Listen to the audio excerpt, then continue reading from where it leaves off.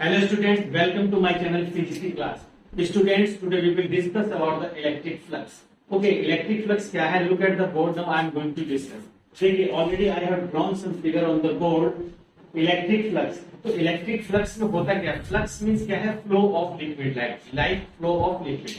जैसे कोई चीज फ्लो कर रही है, ठीक है, बह रही है कॉन्टिन्यूस मैनर में. अभी हमें जो ये इलेक्ट्रिक फ्लक्स है इसको समझने के लिए सिर्फ इतनी बात आपको ध्यान देनी है कि मान लीजिए एक टेम्पल में हम जा रहे हैं और उस टेम्पल का जो गेट है उसमें से 10 लोग निकल सकते हैं एट ए टाइम, एक साथ. अगर 15 जाएंगे तो नहीं निकल पाएंगे, यानी कि 15 जो 5 एक्स्ट्रा होंगे वो दीवार के साथ में अड़ेंगे, वो निकल नहीं पाएंगे. तो ऑलरेडी यहाँ पे देखिए फिगर, देखिए यहाँ पर क्या है. फिगर में ये है कि ये जो फिगर मैंने बनाई है ये हमारे पास प्लेन है, ठीक है, ये हमारे पास सरफेस हमने लिया इसका डीएस. अब ये प्लेन को लाइक रिंग आप मान के चलिए. मान लीजिए यहाँ पर एक रिंग है, ठीक है. अब इस रिंग को आप देखेंगे तो यहाँ से रिंग से ये these are the number of electric lines, these are the number of electric lines which are crossing the given surface area. Okay, now ये हमारे पास क्या है? इलेक्ट्रिक लाइंस ऑफ फोर्स है. हमने ये इलेक्ट्रिक लाइंस फ्लो कर रही है और इनका है वेक्टर. तो ये हमारे पास डीएस, हम इसका सरफेस ले रहे हैं, ठीक है.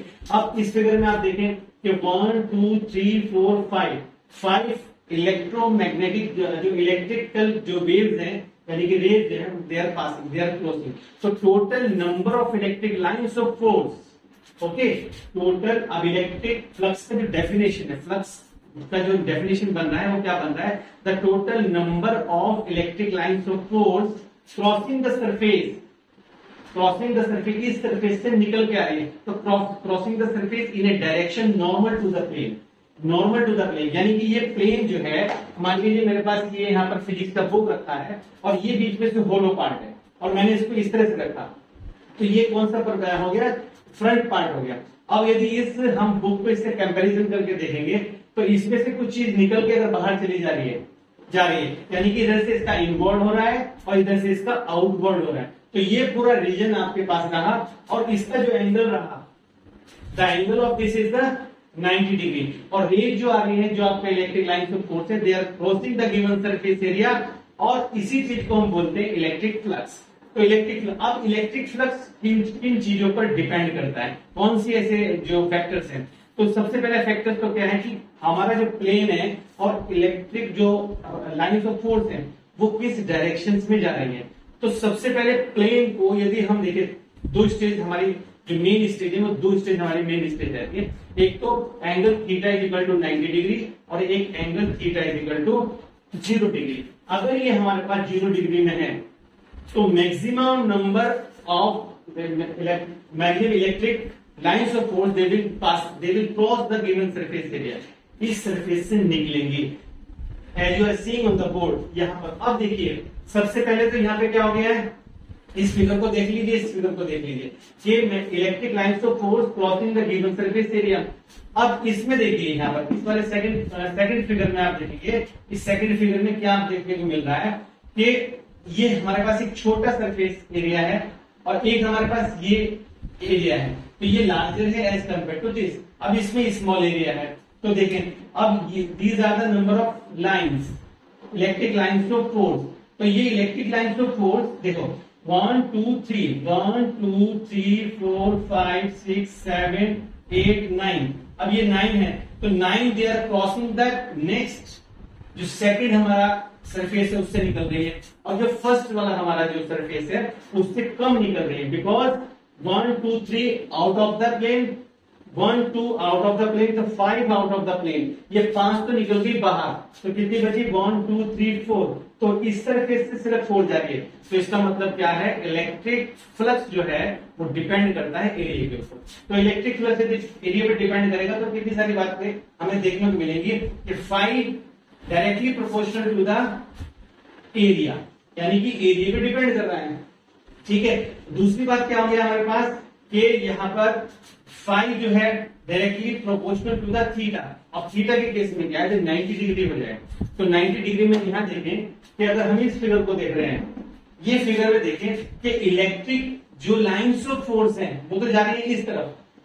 तो ये जो पार्ट है, यानी कि मैं अब इस फिगर को लेता हूं यहाँ पे इस तरह से, और ये हमारे पास है इसका सरफेस का अपर पार्ट. तो ये सरफेस का जो अपर पार्ट हुआ तो 90 डिग्री हुआ, यानी कि जो हमारे पास सरफेस है वो 90 डिग्री पे अपर है। अब यदि इलेक्ट्रिक लाइन से फोर्स आ रही है तो इसको ये टच नहीं कर रही, इसके ऊपर से बाहर निकल जा रही है। तो जब ये बाहर निकलेगी तो it makes an angle theta, theta का एंगल बनेगा, और थीटा एंगल क्या बनेगा हमारे पास 90 डिग्री। तो डियर स्टूडेंट्स, जो 90 डिग्री पे बन रहा है, तो 90 डिग्री जब केस होगा तो मैं इसमें यहाँ से थोड़ा रफ करता हूँ और फिर आपको समझाता हूँ कि मैं इसको यहाँ से हटा रहा हूँ, ये वाला पार्ट को। ठीक है, अब देखिए इस बार पहले इस केस को देखेंगे हम यहाँ पर। इस केस में क्या है, d5 हमने सरफेस का लिया जो हमारा इलेक्ट्रिक फ्लक्स है वो। अब यहाँ पर हम कर रहे हैं E डॉट ds। तो इस केस में जो एंगल हमारे पास है वो theta, theta is equal to 0 degree. तो देखो E इस डायरेक्शन में है और ds का भी डायरेक्शन यही है, तो it makes an angle 0 degree. तो a डॉट b का ऑलरेडी तुम्हें फॉर्मूला पता है कि a डॉट b होता है a b cos theta, a dot a vector and dot b vector is equal to a b cos theta. अब इसको लिखेंगे तो लिखेंगे E ds cos theta and E ds और cos थीटा की value होगी हमारे पास 0। तो जब cos 0 हो गया तो cos 0 की वैल्यू क्या होती है 1, तो टोटल मिला के बन गया E ds। तो d फाई ये हमारे पास एक फॉर्मूला हुआ d phi is equal to E ds। ये तो हमारे पास केस हो गया आपका इलेक्ट्रिक फ्लक्स का। ठीक है, तो हम इसको अगर हम ऑन द होल किसी क्लोज सर्किट पे बात करते हैं तो यहाँ पे हम क्या करेंगे, इंटीग्रेशन लगा देते हैं। यानी कि यहाँ पे इस पोर्शन को तो हम लिखेंगे a dot b E dot ds cos theta, angle पे डिपेंड कर रहा है तो ये आ जाएगा phi d phi equal to E dot ds। तो ये तो हमने इस वाले का रिजल्ट निकाल लिया। ठीक है, अब दूसरा केस है कि यदि हम ऐसा करते हैं 90 डिग्री पे लेते हैं तो 90 डिग्री पे रिजल्ट क्या हो जाएगा कि phi is equal to E ds cos 90 degree. तो cos 90 डिग्री मींस रिजल्ट 0, तो फ्लक्स 0 रहेगा, यानी कि कोई भी electric line of force that will not cross the given surface area, वो उस सरफेस से बाहर नहीं निकलेगी। तो यहाँ पर जो है एंगल जो है 90 डिग्री। तो जब 90 डिग्री एंगल होगा तो उस समय क्या करेंगे कि हमारे पास जो फ्लक्स आएगा वो होगा 0, और जब 0 डिग्री यहाँ पे होगा in that case maximum number of electric lines will come out, will crossing the given surface area। तो इस टॉपिक में तो इतना हो गया, ये हमारा इलेक्ट्रिक फ्लक्स हो गया। अब इलेक्ट्रिक फ्लक्स के बाद हम बात करते हैं जो सबसे मेन इंपॉर्टेंट है, वो है आपका गॉस लॉ। तो गॉस ने एक लॉ दिया और वो लॉ जो है बहुत इंपॉर्टेंट है, कॉम्पिटिशन में काम आता है। आप जो है अब गॉस लॉ को समझेंगे तो गॉस लॉ के लिए भी यही बात है कि गॉस लॉ में हम क्या करते हैं, क्लोज सर्किट लेते हैं। क्या करते हैं, क्लोज सर्किट लेते हैं। तो जो गॉस लॉ है, गॉसेस लॉ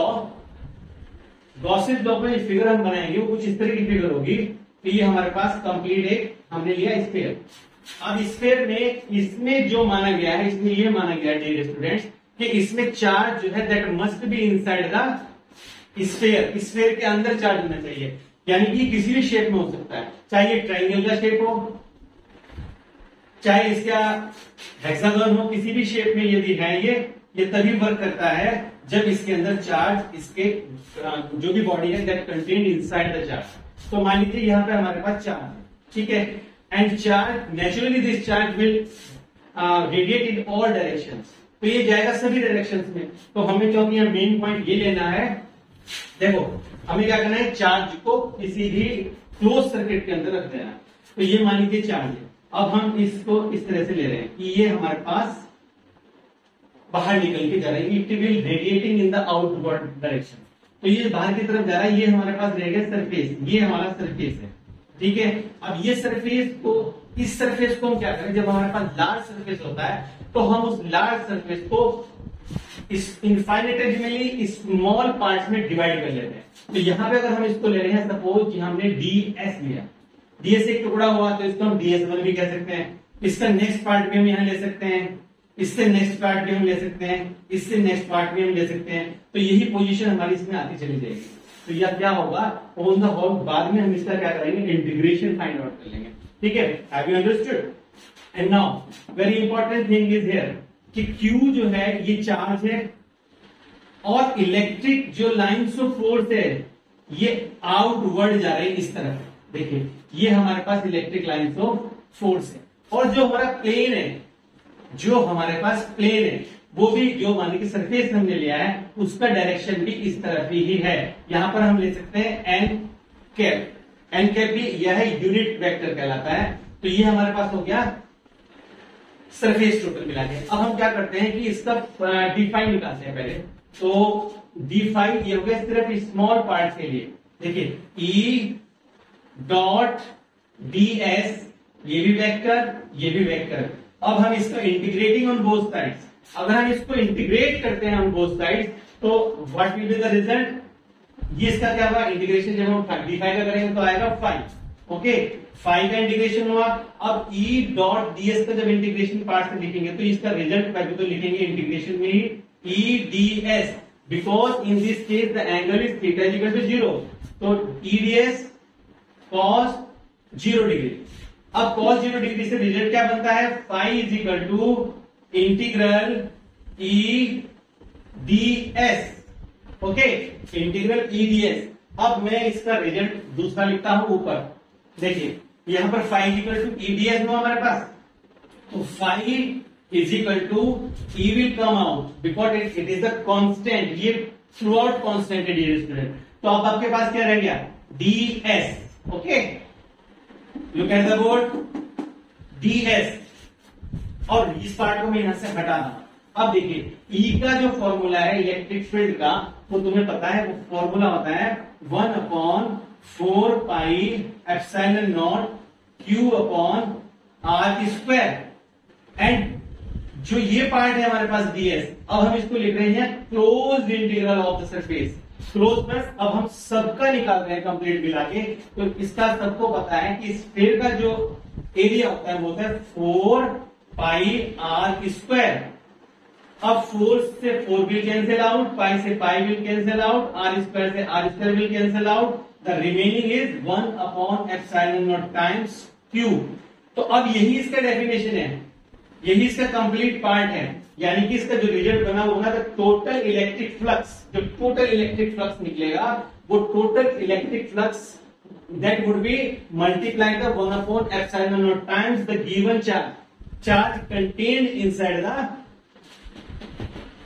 इनक्लोजर बॉक्स, जो भी इनक्लोजर सर्किल है उसमें। तो अगर हम इसके रिजल्ट को आप याद रखेंगे 5, तो फाइनली जो रिजल्ट हमें याद करना है वो equal to 5 equal to Q upon epsilon naught. ये हमारे पास हुआ। यानी कि गॉस लॉ ने जो थ्योरम दी थी, लॉ दिया था, उसके रिजल्ट निकल के क्या आया है कि जो भी चार्ज इनसाइड द स्फीयर रखा हुआ है उस चार्ज का मल्टीप्लाई करें 1/एप्सिलॉन से, तो we will get the result of this law. इस लॉ का हमें रिजल्ट मिल जाता है। और यदि हम इसको लैंग्वेज में लिखना चाहें तो लैंग्वेज में सिर्फ इतना लिखना है दैट